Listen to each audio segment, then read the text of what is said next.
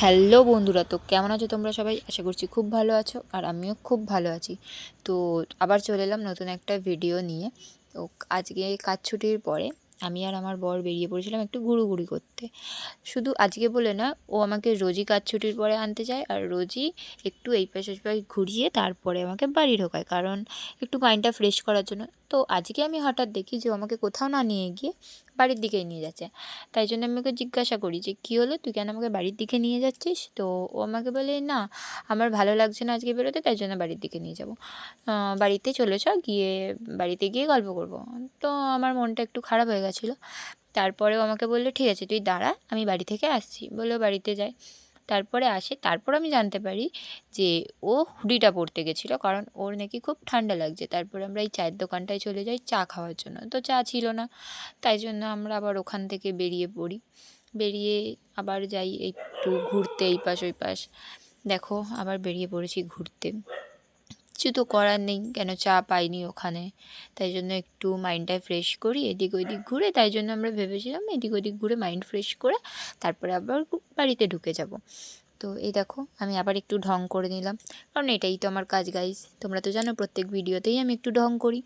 তারপরে এই যে যাচ্ছি, যেতে যেতে হাফ রাস্তায় গিয়ে ওর গাড়ির তেলটা একটু শেষ হয়ে এসেছিলো। তারপর আমরা চলে গেলাম ওখান থেকে পেট্রোল পাম্পে। তো এই দেখো পেট্রোল পাম্পে এসে দেখি সেখানেও ভিড়।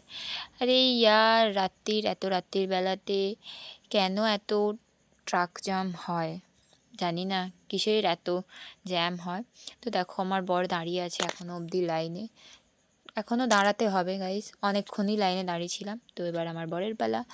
তো এই যে বর এবার পেট্রোল নিয়ে নিচ্ছে, নিয়ে নেওয়ার পরে তারপর আমরা বেরোবো আবার একটু এই পাশ ওই পাশ ঘুরতে। তো দেখো তখন প্রায় বেজে গেছিলো 10:30। তো এখান থেকে বেরোতে বেরোতেই আমার মাসির ফোন আসে যে খুব দরকার আছে, তোরা এক্ষুনি আয়। তো আমরা তো ভয় পেয়ে গেছিলাম যে হঠাৎ এত আর্জেন্ট কিসের দরকার। তো এই দেখো আমরা মাসির বাড়ির রাস্তাতে বেরিয়ে পড়েছি। তো মাসির বাড়ি যাচ্ছি। আমাদের বাড়ি থেকে মাসির বাড়ির রাস্তা খুব বেশি দূর নয়, ওই 30 মিনিটের মতো লাগে যেতে। তো এই দেখো মাসির বাড়ির রাস্তার দিকেই রওনা দিয়েছি আমরা, এখন মাসির বাড়ির দিকেই যাচ্ছি। তো এত আর্জেন্ট কিসের দরকার, প্রথমে তো ভয়ই লাগছিলো যে কি হলো, এত কিসের আর্জেন্ট দরকার। তো মাসির বাড়ির গলিটাতে ঢুকে গেছি, দেখো দেখতেই পাচ্ছ যে যাচ্ছি মাসির বাড়ির গলিটাতেই আছি আমরা।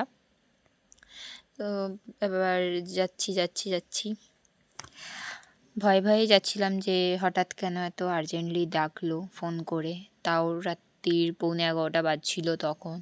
এই যে আমার ভাই আসছে, চলে এলো হাসতে হাসতে, এসে জামাইবাবু আর শালাবাবু দুজন মিলে একটু গল্প করছে।